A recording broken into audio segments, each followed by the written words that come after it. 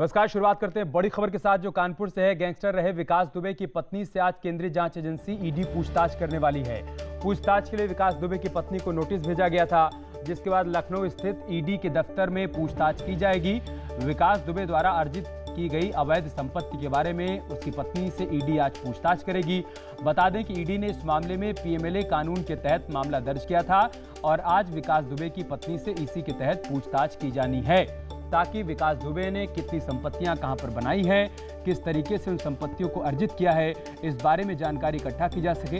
इसी के तहत आज ईडी की टीम विकास दुबे की पत्नी से पूछताछ करने वाली है। बड़ी खबर हम आपको लखनऊ से बता रहे हैं। विकास दुबे की पत्नी से थोड़ी देर बाद ईडी की टीम पूछताछ करेगी। इससे पहले ईडी ने विकास दुबे की पत्नी को नोटिस भेजा था और अब से थोड़ी देर बाद ऋचा दुबे से पूछताछ शुरू हो जाएगी। अवैध संपत्ति के बारे में पूछताछ होनी है कि विकास दुबे ने अपने बाहुबल के दम पर कितनी संपत्तियां अर्जित की हैं, कहां कहां उसने मकान बनाए हैं, कहां कहां उसने पैसे रखे हैं और इन संपत्तियों के बारे में ब्यौरा भी इकट्ठा किया जा सके कि किस तरीके से इन संपत्तियों को अर्जित किया गया था। इसी के तहत आज ये पूछताछ होनी है। लखनऊ से ऋषभ मणि इस वक्त हमारे साथ जुड़ चुके हैं। ऋषभ मणि, क्या जानकारी, क्या अपडेट है इस खबर के बारे में?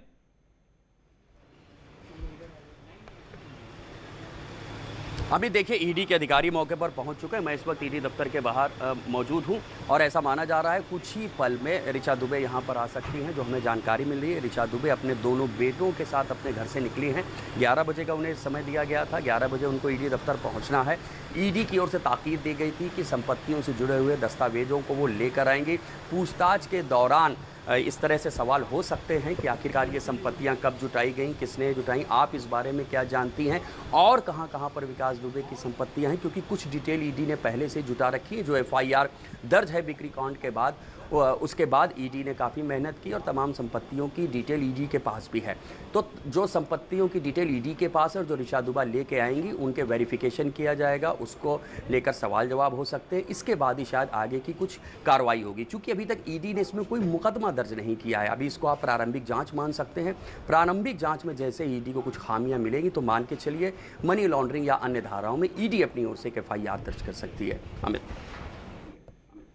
ऋषभ, अगर सूत्रों से कोई जानकारी मिल पाई हो कि कौन कौन से संपत्तियां हैं जिसके बारे में आज पूछताछ हो सकती है, कोई इनपुट अगर?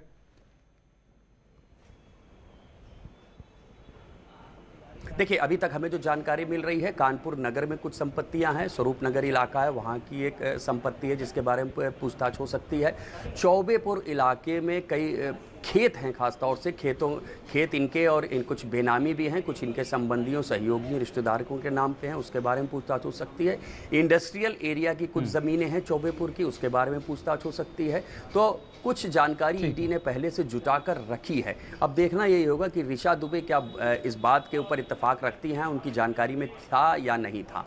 अमित, ठीक है, बहुत शुक्रिया ऋषभ, आपका हमारे साथ जुड़ने के लिए और जानकारी हम तक पहुंचाने के लिए। एक और बड़ी खबर अयोध्या से है। आलू के बीज के लिए यहां पर किसान परेशान हैं। किसानों की लंबी कतार लगी हुई है। सैकड़ों किसान यहां पर आलू के बीज के लिए जुटे हुए हैं। सोशल डिस्टेंसिंग के इस दौरान यहां पर धज्जियां भी उड़ रही हैं। सिविल लाइन में ये किसान जुटे हैं, उनको आलू के बीज नहीं मिल पा रहे हैं, इस वजह से किसान परेशान हैं। अयोध्या से बड़ी खबर हम आपको बता रहे हैं, जहां पर देखिए किसानों की लंबी कतार लगी हुई है और सब एक दूसरे से सटकर खड़े हुए हैं। सोशल डिस्टेंसिंग की धज्जियां भी उड़ रही हैं और दूसरी तरफ किसान इस बात को लेकर परेशान है कि उनको घंटों हो गए यहां पर कतार में लगे हुए, लेकिन उनको आलू का बीज कब मिलेगा या नहीं मिलेगा, इस बारे में कोई जानकारी नहीं मिल पा रही है। आलू की फसल की बुआई होनी है, उससे पहले बीज की खरीदारी के लिए किसान यहां पर पहुंचे हुए हैं, लंबी कतारों में लगे हुए हैं घंटों से, लेकिन उनको यहां पर आलू का बीज मिल नहीं पा रहा है। इस वजह से किसान परेशान है और दूसरी तरफ कोविड की गाइडलाइंस का उल्लंघन भी हो रहा है। सोशल डिस्टेंसिंग की यहां पर धज्जियां उड़ रही हैं। अयोध्या से तस्वीरें हम आपको दिखा रहे हैं। देखिए, जहां तक आपकी नजर जाएगी आपको किसानों की कतार नजर आएगी और ये सभी लोग परेशान हैं क्योंकि इनको कोई जानकारी मिल नहीं पा रही है। केबी शुक्ला हमारे साथ जुड़ चुके हैं अयोध्या से। केबी, क्या जानकारी है, क्या अपडेट वहां से?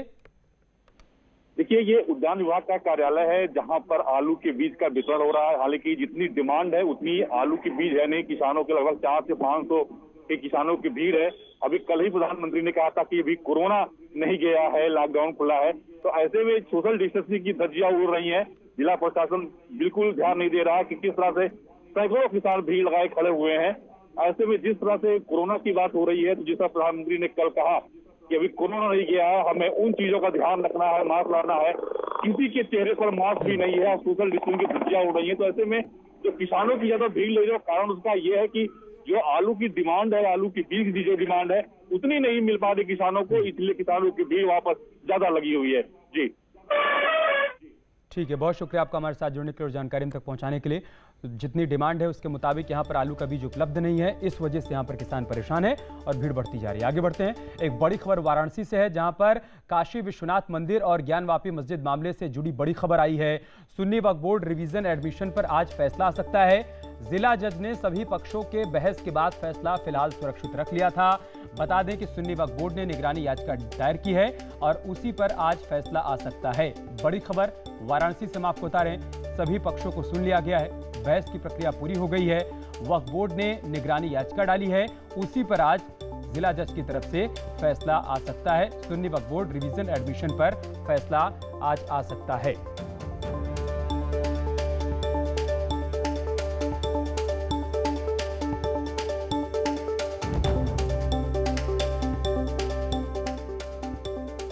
बड़ी खबर हम आपको वाराणसी से बता रहे हैं, काशी विश्वनाथ मंदिर और ज्ञानवापी मस्जिद को लेकर आज ये अहम फैसला आना है। सुन्नी वक्फ बोर्ड की तरफ से रिवीजन एडमिशन दायर की गई थी और उसी पर सुनवाई पूरी हो चुकी है। आज इस पर फैसला आना बाकी है।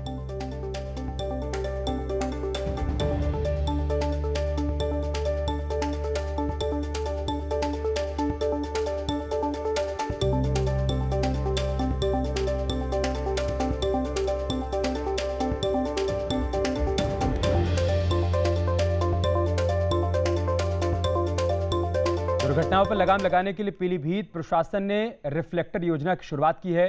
क्या है ये योजना और कैसे काम करेगी, आइए आपको एक रिपोर्ट के जरिए दिखाते हैं। पीलीभीत में नेशनल हाईवे पर बढ़ती दुर्घटनाओं को लेकर प्रशासन ने अब जागरूकता अभियान शुरू कर दिया है। जिला प्रशासन ने ट्रैक्टरों में रात में चमकने वाले रिफ्लेक्टर को लगाने की पहल शुरू की है, जिससे दुर्घटनाओं में कमी आ सके और खुद ARTO और सिटी मजिस्ट्रेट ट्रैक्टर में रिफ्लेक्टर चिपकाते नजर आए। देखा जाता है कि ट्रॉलियों के पीछे रिफ्लेक्टर ना होने से कई बार एक्सीडेंट भी बहुत कम है और लोगों में जागरूकता होने से जो एक्सीडेंट की जो संभावना रहती है उसको दूर किया जाता है। अधिकारियों ने कृषि मंडियों को भी निर्देशित किया है कि बिना रिफ्लेक्टर वाले ट्रैक्टरों को मंडी में न घुसने दिया जाए। हम लोग ट्रैक्टर ट्रॉलियों पर रिफ्लेक्टिव टेप का अभियान चलाया जा रहा है। आज सिटी मजिस्ट्रेट महोदय के साथ हम लोगों ने यहाँ पर टेप लगवाए हैं और यह गन्ना सीजन में भी प्रत्येक चीनी मिल को निर्देश दिए गए हैं कि वो उन्हीं ट्रॉलियों को अंदर आने देंगे जिनके ऊपर रिफ्लेक्टिव टेप लगा होगा। पिछले 2 दिनों में ही नेशनल हाईवे पर सड़क दुर्घटना में 11 लोगों की मौत के बाद प्रशासन की पहल कितना रंग लाएगी, ये तो वक्त ही बताएगा। और बरेली में महिला पुलिसकर्मियों के लिए महिला पुलिसकर्मियों द्वारा तैयार सैनिटरी पैड उपलब्ध करवाए जाएंगे और इसके लिए DIG ने शानदार पहल की है।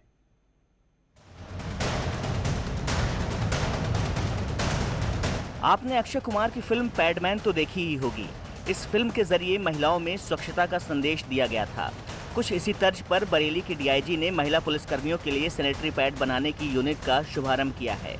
15 रुपए में 7 सैनिटरी पैड का पैकेट उपलब्ध होगा और इन सैनिटरी पैड को महिला पुलिसकर्मियों के द्वारा ही तैयार किया जा रहा है। ये हमारी महिला कांस्टेबल्स, महिला फॉलोअर्स और वही हैं, लेबर की कॉस्ट हमें नहीं पड़ती है। एक सब इंस्पेक्टर लगाई गई है जो इनका सुपरविज़न करती है, क्वालिटी कंट्रोल करती है, सैनिटाइजेशन का इसमें पूरा ख्याल रखा गया है। ये पैकेट महिला पुलिसकर्मियों के साथ महिला कैदियों को भी उपलब्ध कराया जाएगा और इसको नो प्रॉफिट नो लॉस के आधार पर तैयार किया जा रहा है। इसमें सैनिटरी नैपकिन्स बनाई जाएंगी, नो प्रॉफिट नो लॉस के बेसिस पे इसको बेचा जाएगा और पुलिस लाइंस की महिलाओं को और पुलिस कैंटीन में इसको रख करके लोगों को दिया जाएगा। इसकी कॉस्ट एक तो हाई क्वालिटी है, लो कॉस्ट है। 15 रुपए में 7 नैपकिन्स इसमें दी जा रही हैं। सीएम योगी के ड्रीम प्रोजेक्ट मिशन शक्ति के अभियान के तहत बरेली DIG की पहल का सबने स्वागत किया है और निश्चित ही इससे महिला पुलिसकर्मियों को लाभ होगा। बरेली से न्यूज़ 18 के लिए हरीश शर्मा की रिपोर्ट। और अब खबर वाराणसी से, जहां पर वेद और संस्कृत की छात्राओं को अबला समझने की गलती करने वाले अब चारों खाने चित हो जाएंगे, क्योंकि अब इनके हाथ भी हथियार होंगे।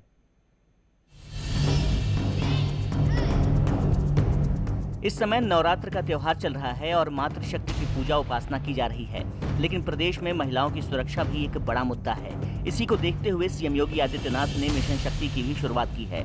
लेकिन वाराणसी में कुछ युवा बेटियों को सशक्त और किसी भी अप्रिय स्थिति से निपटने के लिए उन्हें आत्मरक्षा के गुण सिखा रहे हैं, वो भी बिल्कुल निःशुल्क। यहाँ के पाणिनी कन्या महाविद्यालय में वेद और संस्कृत की शिक्षा ले रही छात्राएं इन दिनों आत्मरक्षा के लिए ताइक्वांडो की ट्रेनिंग ले रही हैं। इस मिशन का मेन मकसद है वुमेन को एम्पावर करना। हमें लड़कियों को बताना है कि उनके अंदर ही देवी है, जिनको उनको जागरूक करना है, उनको एम्पावर करना है, ताकि उनको अपनी सुरक्षा के लिए किसी की मदद ना लेनी पड़े। वेद पढ़ने वाली इन छात्राओं को माँ दुर्गा की तरह शक्तिशाली बनाने के लिए इन्हें खास ट्रेनिंग दे रहे ट्रेनर का कहना है कि इन छात्राओं के हाथ ही इनके हथियार साबित होंगे। आपको पता होगा रेप केसेस कितने बढ़ रहे हैं, बहुत सारी प्रॉब्लम्स है, मोलेस्टेशन, बहुत तरह की चीज़ें हैं। उसको हम रोकने के लिए लड़कियों के लिए प्रोग्राम शुरू कर रहे हैं। ऐसे लोग कह रहे हैं कि लड़कियों को हथियार थमा दो। हथियार थमाना इज नॉट अ सॉल्यूशन, क्यों ना हम उनके हाथ को ही हथियार बना दें। जिस तरह से प्रदेश में महिला अपराधों में बढ़ोतरी देखी जा रही है, ऐसे में इन छात्राओं को ताइक्वांडो की ट्रेनिंग निश्चित ही इनकी आत्मरक्षा के लिए जरूरी है और इनके हाथ ही इनके हथियार साबित होंगे। वाराणसी से न्यूज़ 18 के लिए रवि पांडे की रिपोर्ट। अयोध्या में डाक विभाग ने एक अनोखी पहल की है। प्राचीनतम हनुमानगढ़ी का प्रसाद अब आप घर बैठे मंगवा सकते हैं। कैसे, आइए आपको दिखाते हैं। रामलला की नगरी अयोध्या में डाक विभाग ने अनोखी पहल शुरू की है। प्राचीनतम सिद्धपीठ हनुमानगढ़ी का प्रसाद अब आप घर बैठे मंगा सकते हैं। इसके लिए आपको डाकखाने की पुरानी सेवा मनी ऑर्डर का सहारा लेना होगा। जो हनुमानगढ़ी का प्रसाद है उसका वितरण अखिल भारतीय स्तर पर करने के लिए आप किसी भी पोस्ट ऑफिस से, जो पोस्ट मास्टर अयोध्या से है, उनके नाम एक मनी ऑर्डर भेज सकते हैं 251 या 551 रुपये का। उसी के आधार पर यहाँ से स्पीड पोस्ट के द्वारा उस प्रसाद का वितरण किया जाएगा। हनुमानगढ़ी का प्रसाद आप पूरे देश में किसी भी जगह मंगा सकते हैं। इसके लिए आपको 251 रुपये और 555 रुपये ई मनी ऑर्डर के जरिए पे करना होगा। अयोध्या प्रधान डाकघर ने इस सेवा के लिए R&C कंपनी के साथ साझेदारी की है, जो आपको तय समय में अयोध्या धाम का प्रसाद पहुंचाने की गारंटी लेगा। सब चाहते हैं कि हम दर्शन करें, हनुमानगढ़ी जाएं, आशीर्वाद लें, लेकिन उनका प्रसाद, जो हनुमान जी गढ़ी का प्रसाद है, वो हनुमानगढ़ी वाले सीधा तुम्हें ऐसे ही डब्बा नहीं भेज देते। वो उस प्रसाद को लेके, हनुमान जी का आशीर्वाद लेके फिर भेजते हैं। तो हर डब्बे में आशीर्वाद आपको प्राप्त होगा घर बैठे। इससे बेटर क्या है। प्रसाद सेवा के साथ साथ डाक विभाग ने अयोध्या पर विशेष कवर फोटो का भी उद्घाटन किया। इसके साथ ही डाक विभाग ने संकट मोचन सेना के जरिए देश के कोने कोने में अयोध्या धाम का प्रसाद पहुंचाने का भी शुभारंभ किया है। विभाग समय समय पर जो सांस्कृतिक विषय हैं, मुख्य विषय हैं, उन पर डाक टिकट, स्पेशल कवर और कॉरपोरेट माई स्टैम्प जारी करता है। हाल ही में जो माननीय प्रधानमंत्री जी के द्वारा कॉरपोरेट माई स्टैम्प जारी किए गए थे, उसके पश्चात हमारे सामने एक प्रस्ताव और आया जो सबसे महत्वपूर्ण हनुमानगढ़ी है, उस पर भी एक स्पेशल कवर जारी किया जाए, तो उसको आज जारी कर दिया है। जाहिर है, सांस्कृतिक विरासत का प्रचार प्रसार करने के लिए डाक विभाग की पहल काबिले तारीफ है। डाक विभाग की प्रसाद वितरण सेवाओं से कोरोना काल में उन लोगों को भी हनुमानगढ़ी का प्रसाद मिल जाएगा जो देश के दूर दराज इलाकों में रहते हैं। अयोध्या से न्यूज़ 18 के लिए KB शुक्ला की रिपोर्ट। रुक रहे छोटे से ब्रेक के लिए, जल्द लौटेंगे कुछ और खबरों के साथ।